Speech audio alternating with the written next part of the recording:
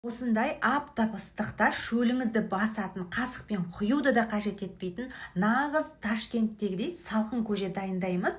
Бұны енді әр жақта әртүрлі айтады. Бізде шалап деп те жатады, сіздерде қалай айтады, жаза отырыңыздар.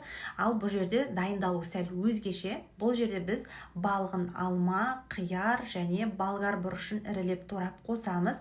Барлығын бір ыдысымызға салып, үстінен айран құямыз. Мен дүкеннің 2,5% айранын құйдым. Яғни қолдың айраны болса да жарай береді. Оның үстінен қайнаған салқындатылып тұрған суды құйып, татымына қарай тұз және құрғақ осылай кептірілген базиликтен салып, жуып алған укропты осылай жіппен айналдырып үстінен салып араластырамыз. Дәл осы күйінде, укропты салған күйінде тоңазытқышта жарты сағат немесе 1 сағатқа қойсаңыздар, дәмі деген енді өте керемет болып шығады. Нағыз мынандай күннің ыстығында таптырмайтын сосын ғой. Міндетті түрде жасап көріңіздер.